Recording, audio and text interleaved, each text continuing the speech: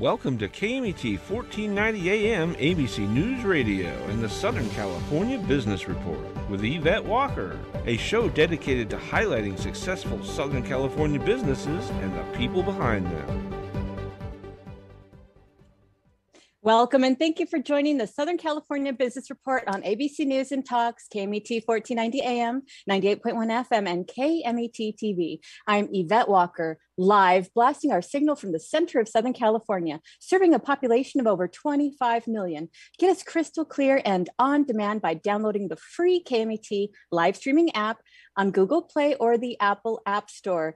A huge shout out to the team as always, Mitch, Bill, and Sean. I love you. And to our special advisory committee, Bill Morris of UCI School of Business, Joseph and Camila Rubio.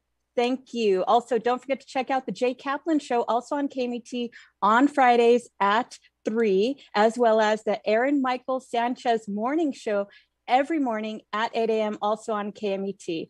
So today I have the distinct privilege and honor to be introducing Mr. Peter R. Villegas. He is the co-chair of Actum, where he delivers results for the world's most successful companies, leading advocacy groups, governments, political parties, NGOs, and prominent and political figures. With more than 30 years of experience, Peter is a nationally recognized corporate leader with expertise in managing various corporate, civic, political, and community issues and initiatives with a focus on multicultural communities. Prior to joining Actum, Peter served as vice president and head of Latin affairs at the Coca-Cola Company, where he acted as a national spokesman responsible for North America for over 6 years. Prior to Coca-Cola, Peter was a national leader in the banking industry, where he served as the vice president of the Office of Corporate Responsibility at JP Morgan Chase and Company. For over 2 decades, he developed unique approaches that made a lasting economic, environmental, and social impact on communities that the company served. Peter started his career as a bank teller, working his way up through various roles in the financial industry.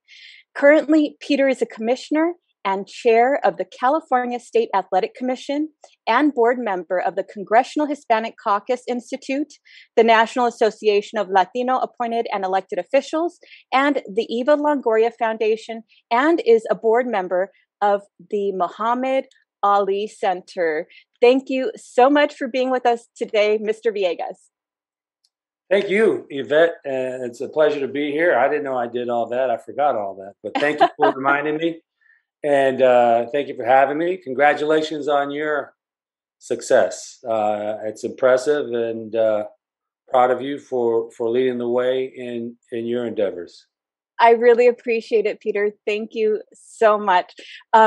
So let's get to it, please. One of the first questions I ask every one of my guests is to walk us through their journey and, talk to us about how it is they were able to achieve these notable benchmarks throughout their career. Wow, you kind of reminded me of everything I did quickly. But, I think for me, I'm the youngest of 7 boys. My dad was from Sonora, Mexico. He was a immigrant that came to Victorville. My mom was in the 70s, both a manager as a Latina, but as a woman. And being the youngest of 7 boys, you have to fight for everything, including your blanket or your socks or your breakfast or whatever. And so I think that's always stayed with me. As soon as I graduated from Apple Valley High School, I did not go to college or a university. I moved to Orange County, where I knew that there were more opportunities than at that time in the high desert. I think one of the key words and one of the key themes for me throughout my whole career is I dictated everything I wanted to do. I lived in Fullerton, but I wanted to work in the high-rise buildings in Irvine. And so I drove, because back then you looked for a job in the newspaper for want ads. Right. Not like today. So back then I would drive into these big, tall buildings that I thought I'd like to work at. And I would go into the directory and look to see what I could do as a 19, 20-year-old Latino with no college education. But my whole goal was to work in the business community and wear a suit. That was pretty much it. That was the seed to my journey. And I saw that there was opportunity for a teller at a bank. And so I applied and I got the teller position. And then without having a college degree or the education that, others had, I've always felt that I needed to hustle and put in the blue collar mentality that we have in our community for everything. And I did the loans, and then I did, accounting. And so, I've always made a commitment to learn my profession and the issues that impact my profession. And one day they called me in at a very young age. I thought I was in trouble. And they said, could you help us? It was American Savings Bank back then, which back then in 1994, 95 was right before there were endless mergers and acquisitions in the financial services industry. And they said, could you build, could you help us build the relationships externally with key stakeholders, the political stakeholders, business, civic, community? And I said, sure, because, early, even in grade school, I knew I couldn't sit behind a desk 9 to 5. I had to be out doing multiple things. I realized that early, that I'm wired differently and I have to have multiple things going on. And so I did it. They said, I asked them, well, what do I do? What's the game plan? And they said, John Nunn and Art Porter said, you come up with the strategy. You do it. You figure it out. And I have to say that was probably the best thing that ever happened to me, because from that day in 1995 to today, I've always implemented my own strategy, my own thoughts, my own ideas. And it's been very successful so far. The game ain't over, it never ends, but so far. And then, as I mentioned, Washington Mutual came in and acquired American Savings Bank. And the government relations person asked me, do I know any, elected officials and stakeholders that we need to approve this acquisition? I said, yeah, sure. I didn't know anybody. I met back then Congressman Javier Becerra, who's now our Secretary of Health and Human Services. And I said, Congressman, could you help me out and take a meeting with our executive from Seattle so that he can, speak to you about the merger and the issues and how it'll serve the community? He said, sure. He did a great job. The meeting went great. Our executive was so happy. He said, this is fantastic. Do you have these relationships across the country? And can you help, manage these relationships across the country? I said, sure. I didn't have any relationships. I just did it. Right. But there was no game plan for it. I had to figure it out. So, Javier, our Secretary of Health and Human Services, his assistance, his willingness to meet with me and our executive, even though we've only met once, stayed with me. And that's why throughout my whole career and wherever I do, I'm going to try to do the same for others who may try to ask me for help, if I can do something for them. So it went great.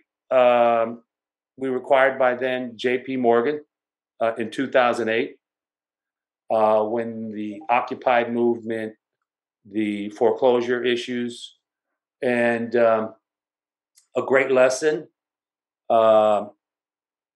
We got a notice on our computer that you'll have 6 months, and we'll let you know if you're staying with J.P. Morgan or if you're not, to the Washington Mutual employees. And then I got a call from a terrific lady, a manager, Leila Wingard from New York, who worked for Bill Daley, head of corporate responsibility. And Bill Daley was the brother to Chicago Mayor Richard Daley. And then later on went on to be President Barack Obama's chief of staff from JP Morgan. And they asked if I would come on to the team and join the team. And I said, sure. Because when you're young and you're growing up, back then I just started my family, there's a difference when you start your career, you can take more chances. But when you have some people you have to take care of, you're a little more selective. So I said, sure. And I love the banking community. It was a terrific industry. We help, everybody needs a bank. Everybody needs help in terms of financial support. So I said, sure. It was going well, went well. And then I finally met them probably about 8 months later. And I just asked, hey, thank you for, inviting me onto the team. I'm enjoying it. I'm just wondering, how did you decide to invite me onto the team? And they said, well, we asked people about you. We asked about you, your capabilities, your skill set, and would you be a good fit for our team moving forward? And one of the people they asked was Congressman Javier Becerra. And it reminded me that you're always being watched. No matter what you do, someone's watching you and someone's paying attention to how you conduct yourself, how you represent your business or your company. And that also stayed with me. So it went great. I did the same thing, always, external affairs, government relations, community engagement, helping small businesses, helping people in their homes. But it was a lot of travel. For 30 years, I've been traveling over 70% of the time. And a lot of sacrifice to my family. And I have to thank my wonderful wife, Vicky, and my daughter, Ali. And then, again, I was on a board with a great corporate executive, Rudy Becerra, with Coca-Cola. I was 20 years into banking, and I wasn't going to go anywhere. I thought, this is great. I'm cool. And then Rudy said, hey, would you ever consider leaving JP Morgan or banking? And would you consider coming to Coca-Cola? And, at that time, I knew the game, right? How many levels are you down from CEO? Who manages your budget? What kind of authority do you have? What's your region? Who do you work with? Everything that is, important to make you a good executive in terms of rising up. Right. He said you would lead the Office of Latin Affairs for North America for Coca-Cola. I would manage my own budget. I would run the department, and I would report directly to the president of North America and be one of 11 people on the executive leadership team for the whole strategy of Coca-Cola. And I couldn't miss that opportunity. Right. If it was another company or another firm that was a startup, but Coca-Cola, and I think that's one of the things I'm always been proud of too. I went from the most recognized, most important financial company in the world, JP Morgan, to the most recognized brand in the world, Coca-Cola, right, without a college degree, without, the academic requirements that usually what you need today. And I think as you'll speak to me as we talk, you'll see that I've always been a sports guy. Sports has driven my whole life. And I looked at it as winning a championship in banking with the LA Dodgers, and now I'm going to the Lakers to win a championship. But it also challenged me. I know myself. If I get content, then I get lazy. I always have to have challenges. It was fantastic. It was a new industry, new people. But he said, look, we need what you do. So it wasn't like I had to learn a new strategy or a new game plan. He said, we need you and what you do. So it's always my same ideas, my same thoughts. And I was responsible for making sure Coca-Cola understood, and JP Morgan, the sophistication of the Latino community across North America, the difference between Orange County, California, in our Latino community, and Orange County, Florida, and Orange County, Texas, and the Bronx in New York, and Little Village in Chicago, and Phoenix, Arizona. And although it was a lot of sacrifices to learn all of that,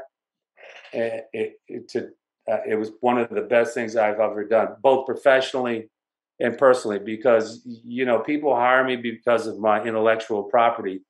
I'm not the most intelligent. I'm not a genius. I'm just probably one of the most exposed.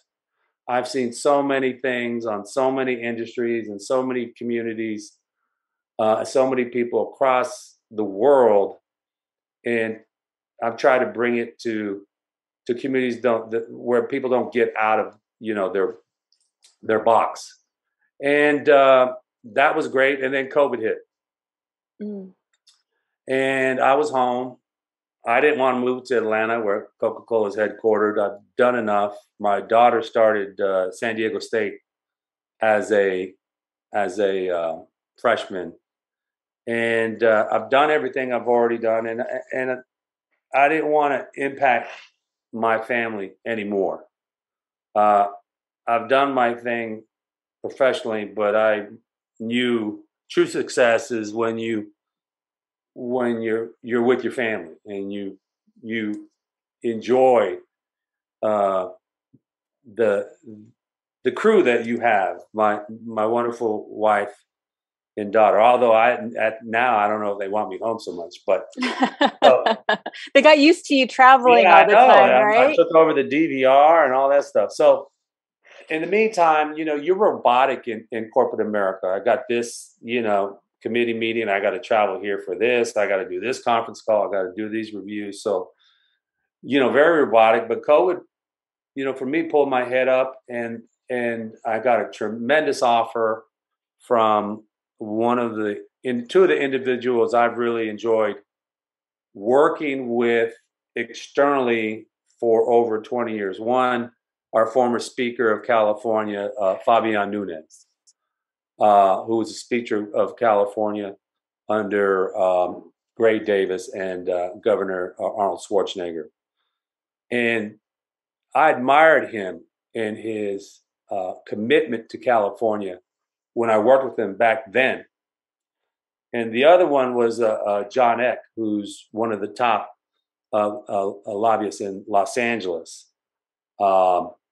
And I admired him for his commitment, his work ethic, and his knowledge of industry. So I said, look, you know, because during my whole career, I tried to work with the best people and the best organizations. And this was it. It was a great opportunity to control my time, control my money, and spend more time, but still do what I do, and really catch up on time and investment with my family. And it has been one of the best things I ever did. It was another change. And for me, you know, talking on the sports mentality, when you get traded to another team, you have to forget your old, you know, history. So in this room, I had a lot of corporate awards and a lot of acknowledgement for my corporate over 20 years.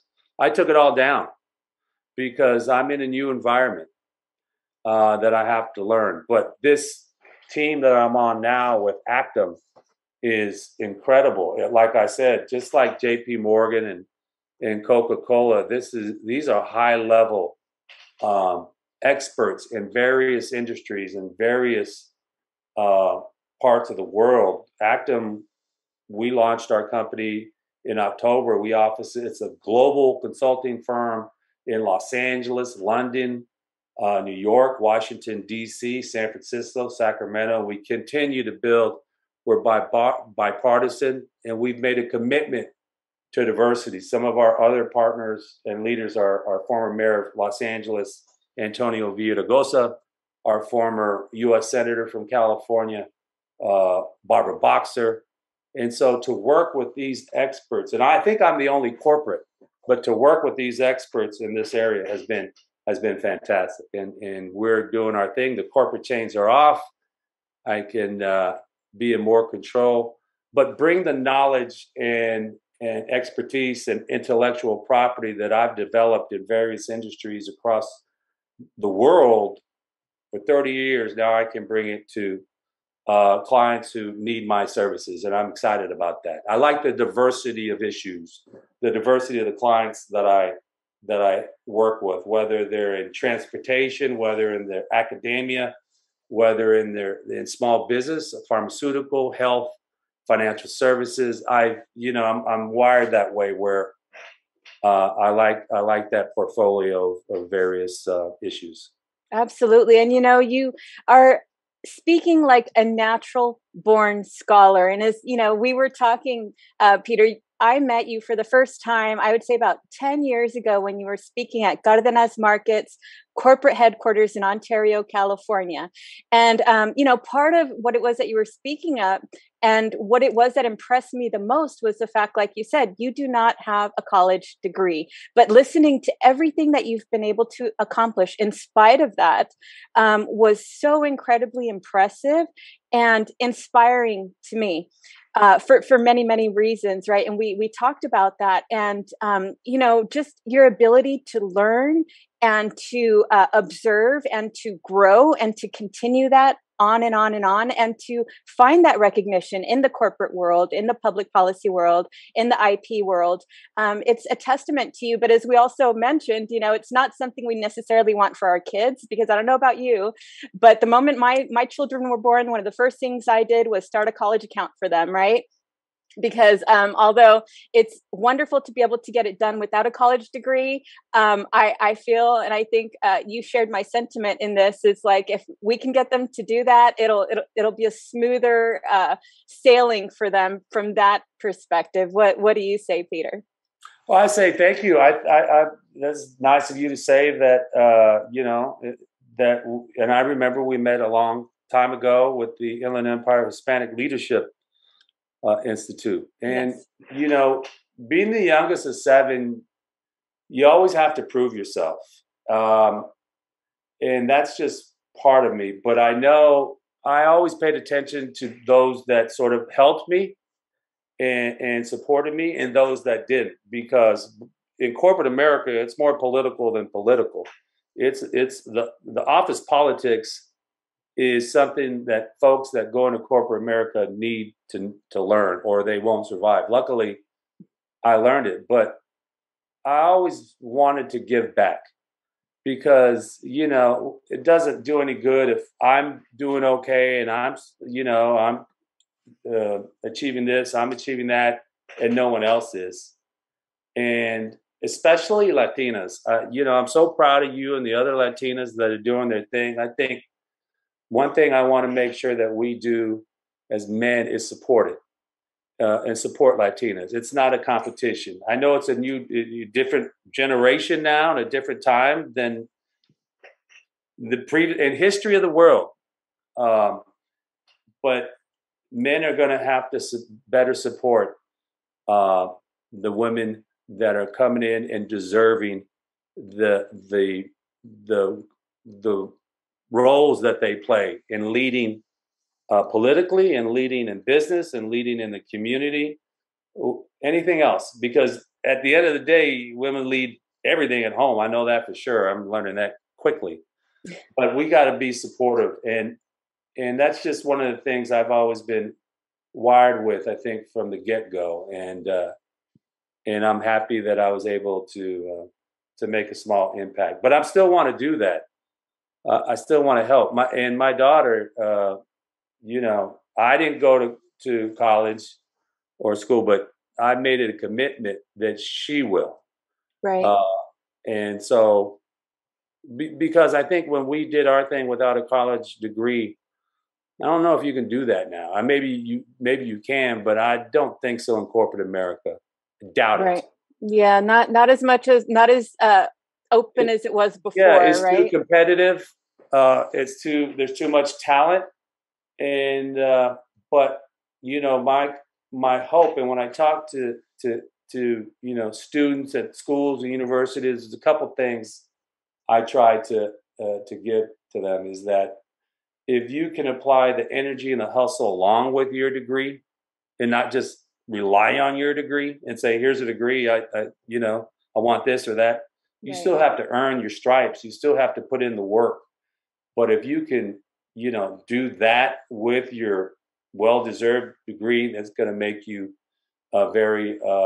give you great opportunities. The other is, you determine your level of content, because as you grow and you're more successful, there's sacrifices with your family, and you're going to have to determine that. And luckily, I recognize that. Wonderful. Thank you so much for sharing that. So we're going to go to break right now. For those listening, I'm Yvette Walker on Southern California Business Report on ABC News and Talks, KMET 1490 AM, 98.1 FM, and KMET TV, talking to Peter Villegas, co-chair at Actum, former vice president of Latin Affairs of Coca-Cola North America, and presently serves as a commissioner and chair of the California State Athletic Commission, talking about the economic impact generated through competitive sporting events and his work alongside the Muhammad Ali Center when we return.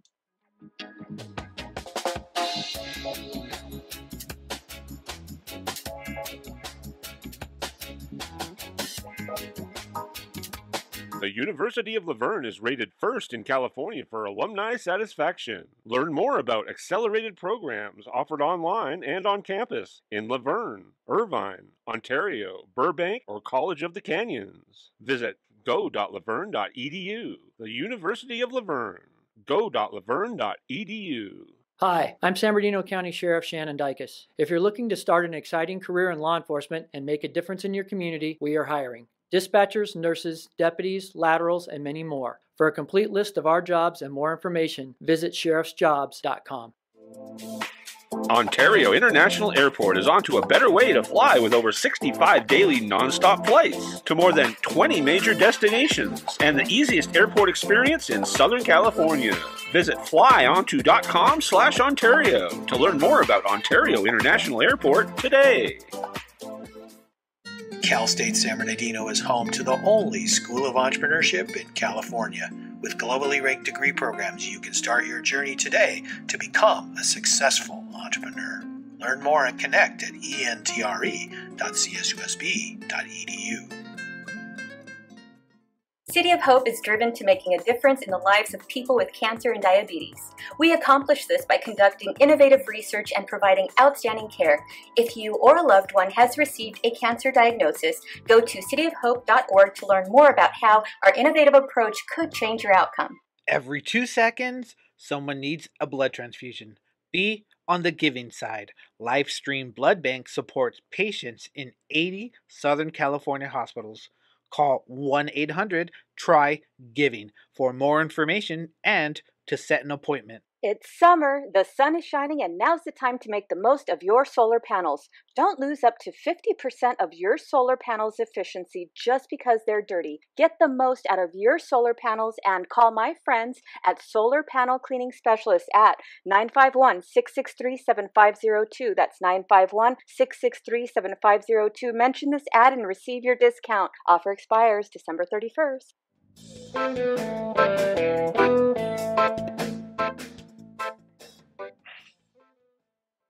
Welcome back. For those listening, I'm Yvette Walker on Southern California Business Report on ABC News and Talks, KMET 1490 AM, 98.1 FM, and KMET TV, talking to Peter Villegas, co-chair at Actum, former vice president of Latin Affairs of Coca-Cola North America, and presently serves as a commissioner and chair of the California State Athletic Commission, talking about the economic impact generated through competitive sporting events and his work alongside the Muhammad Ali Center. Thank you again for being with us today, Peter.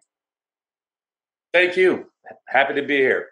Perfect. So before the break, you gave us, a brief rundown of your career pathway and, what you've had to go through in order to get to the positions that you've been basically offered and recognized for. So let's talk a little bit about your role as Vice President of Latin Affairs for North America of Coca-Cola and what, generally that looked like. Nonstop travel. Understand my responsibility is to make sure that Coca-Cola understood the uniqueness of the Latino community across North America and how to market to those communities. You know, when you market to Los Angeles, Latino community is different than marketing to New York or New Jersey. And then the generation levels that we have in our community. The immigrant community is different from the third generation Latino here in the U.S. that doesn't even speak English, but yet still has that Latino vibe or Latina vibe. And so in order to do that, I needed to understand myself, which required a lot of travel, a lot of external activities, but probably more important, making sure that I built the internal relationships with my internal colleagues so that when I advocated or spoke on the information that I needed to provide, we had a relationship. It's not enough just to tell them, this is what we need to do. I needed to build a relationship internally so they knew that I was committed to their goals as anything else. And then it's not enough to support externally. I had to be an advocate internally for our community. I had to make sure that I'm a big believer that business, especially corporate America, can be very impactful on social issues across the U.S. And so I would advocate that we need to make sure we have a voice on supporting comprehensive immigration, making sure that housing and other issues to our community was important. And it wasn't solely based, when I advocated for our community internally, it wasn't solely based on socially, it was based on facts. The U.S. Latino GDP is the seventh largest in the world, larger than Canada, larger than Italy and other countries. The U.S. Latino GDP, that is the future of all consumer companies, not just Coca-Cola. We're 20% of the population and growing. 3 out of every 5 children in public schools, K through 12, are Latinos. We are a majority here in California, the number one market for any company in the industry in the world, and growing. Texas, number one U.S. Latino population dominates in Texas and Florida and New York. And by the year 2025, we'll have a couple others that'll be majority Latino. And so, whether we are marketing or whether we are developing programs or products, it's not for social reasons, it's for business reasons, it's for the success of our company. And so I had to advocate for all that. But in order to advocate, I had to articulate it, correctly. I had to have that information. I had to learn that information. The Inland Empire is 4.6 million, of which 2.6 million are Latino. We're one of the fastest growing regions in the country. If we were a state, we'd be 24, 25, ahead of Kentucky. So when companies come to California, as an example, don't just go to Los Angeles. Orange County, 3.1 million, and we're probably 30% of that Latino. San Diego, Inland Empire, Nevada. And so to promote all of that, I had to advocate for it. But you have to be wired a little bit differently, because if understandably, because back when I started, there weren't a lot of Latinos or Latinas in corporate America. And when you got there, you didn't want to lose it. And if you advocated, you were concerned about the ramifications. And I wasn't too concerned, because I never, that's just who I am. I was willing to, take the bullet or whatever the ramification was. I was willing to take it because it was based on facts. Right. And so as we know today, data is so accessible. It's at our fingertips, and, data, studies, statistics, all of that stuff. It's hard, right? They're numbers. And so having that at your disposal in the work that you're doing must have been very, very just exciting for you and your capacity to be able to go into those meetings, as you said, armed with the facts, with the numbers, with the statistics, and with a proposed idea and, a collaborative efforts to serve those communities that you were advocating for, basically. It was exciting, but it was also emotionally concerning. You had to have the emotional strength to do that. You had to have the discipline to articulate it correctly in a board setting.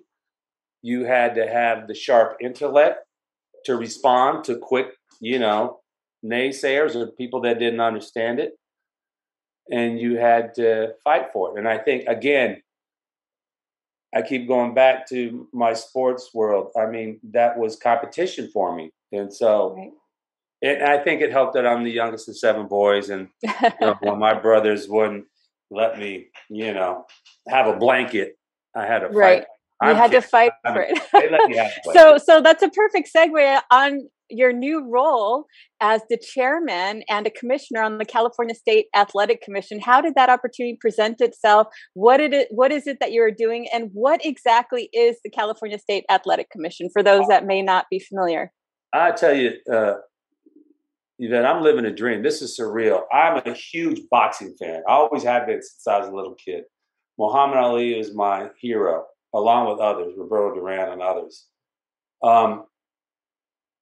I chair the California State Athletic Commission, which oversees all boxing across California, all MMA, all combat sports across the state. We are responsible for all aspects. We provide the structure, the referees, the judges, the tests, the health tests, the drug tests. We inspect the gloves. We do everything to make sure that the fighters and the participants in California, men and women, have the fairest and the safest environment to compete. This is $1 billion industry. Sports is $1 billion industry. If you just, look at the economics of it. California and LA in particular is the sports capital of the world. We have 16 in LA, 16 professional sports teams. Those are businesses. Yeah. In California, the California State Athletic Commission is the only state to have a pension fund for the boxers. The only state. Each state has their own commission, which determines the regulation and oversees all, competition in their state.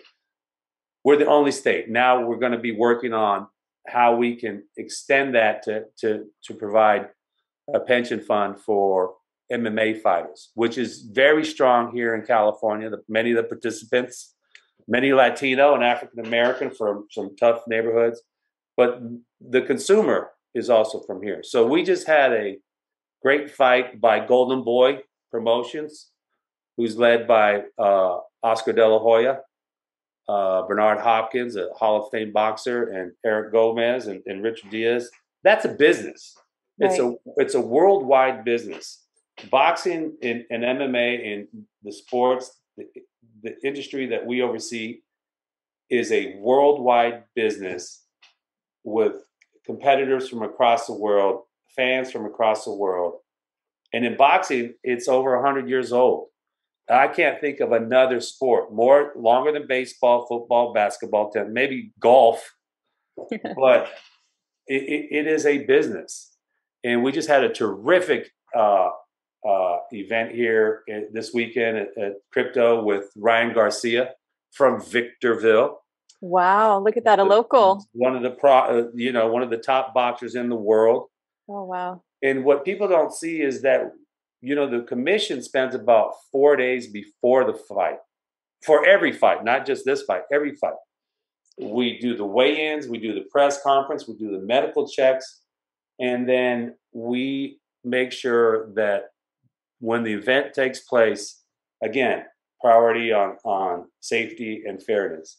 California has the most events across the state, up and down, from the Bay Area to San Diego, than any other states combined.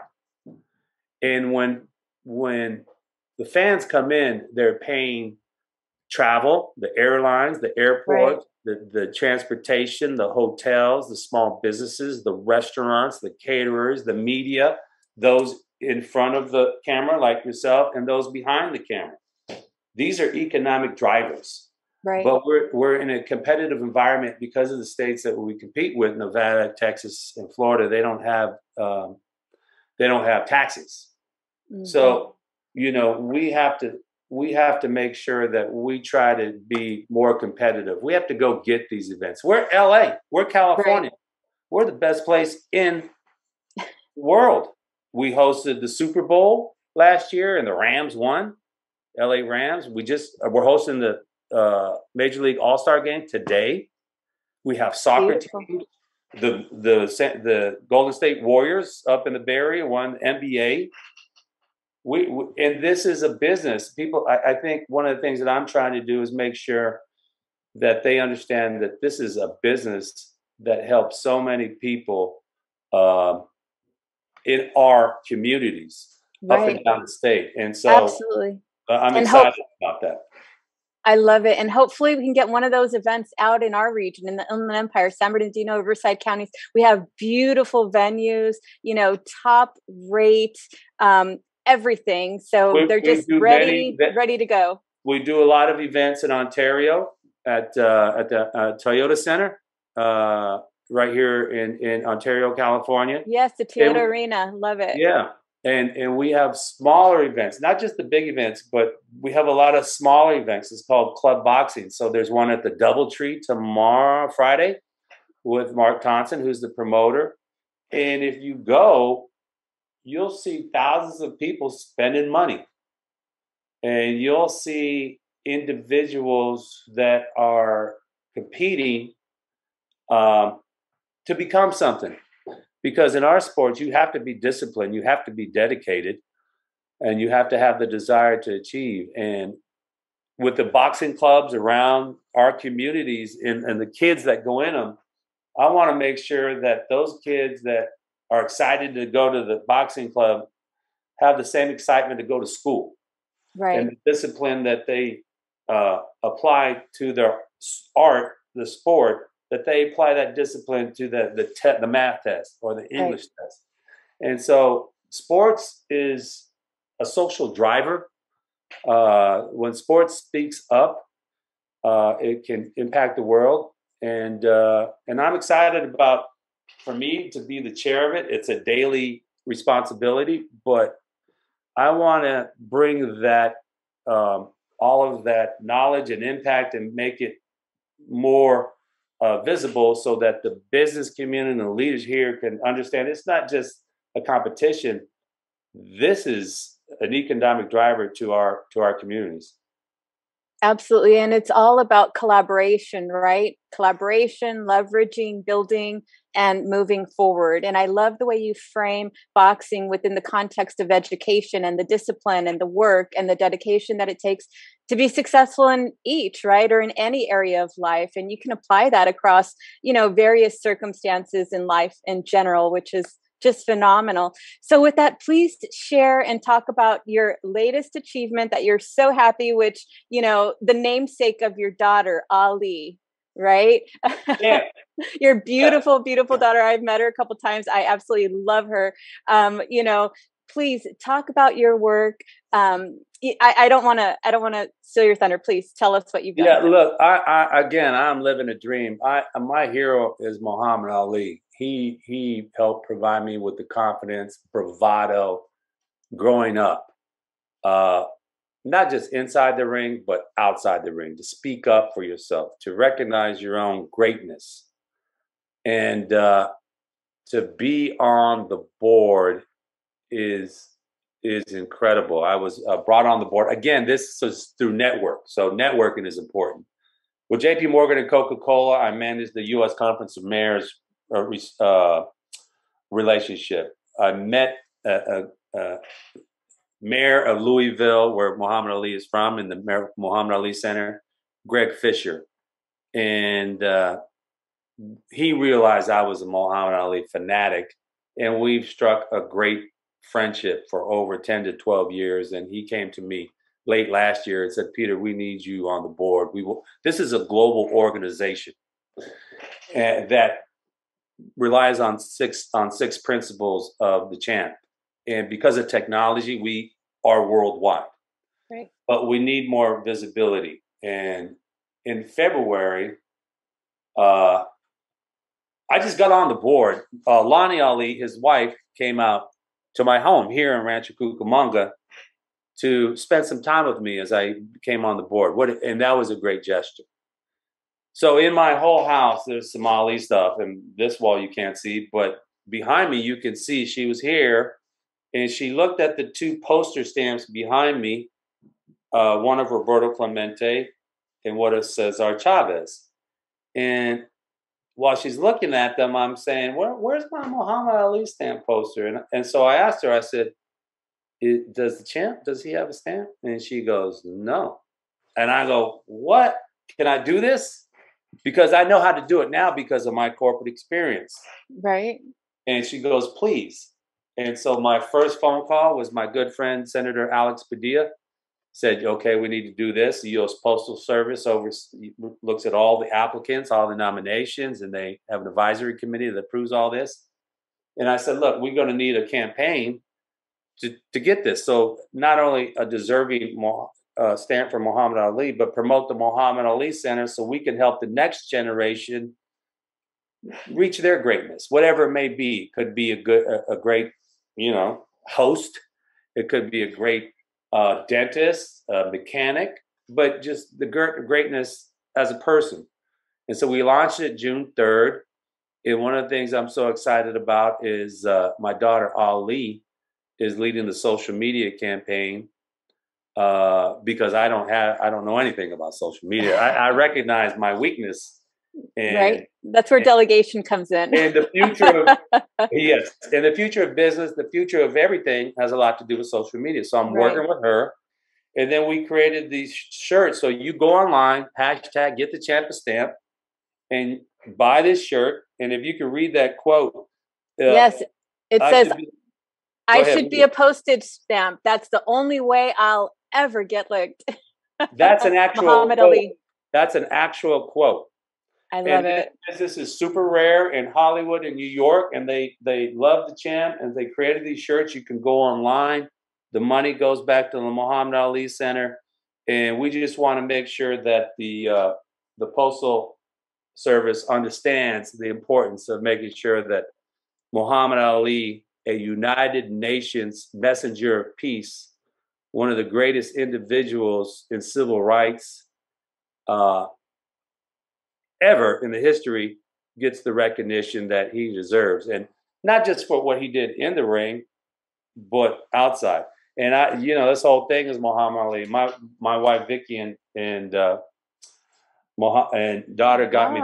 This is a comic book that came out when I was a kid. You weren't even born yet. But back Superman and Muhammad Ali. So that's an actual comic book. I have a T-shirt. We went to San Diego, and there was this young kid. He was serving ice cream. I'm addicted to ice cream, and I was wearing the T-shirt Superman versus Muhammad Ali, and he was 20, and this is recently down in San Diego in Old Town, and I could tell he was into the comics. He was a Superman, and he was into the Avengers and all that, and he went about 5 minutes into all that stuff that I like too. And then I said, okay, what do you know about Muhammad Ali? He goes, all I know is that he's iconic. And I said, wow, see, this is where somebody in the younger generation doesn't know or understand the champ. And he starts off at iconic. Right. That's a great start. Right. I'm like, okay, I'll start off there. So everything that I'm doing. And also I want to reach the companies, those that have benefited from Muhammad Ali using his logo, give back, not just profit from the champ, but give back to the Muhammad Ali Center, Adidas, and Kellogg's on the Wheaties box, and all those companies that have profited from using him on the marketing material, they give back to the Muhammad Ali Center so that two things, he gets the recognition he deserves, but more importantly to me, promote the Muhammad Ali Center so we can reach the next generation across the world, men and women, to just realize they can reach their own greatness, like you and the great things that you're doing. Beautiful. Thank you so much. So let's talk just very briefly. Can you talk about a couple of programs that the Muhammad Ali Center does in the community to help, express that and promote Muhammad Ali's vision and his iconic determination, discipline, and, obvious brilliance in what it was that he did in sports and boxing? Yeah.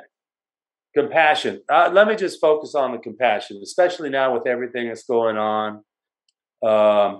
What just happened in Texas with the children, Buffalo.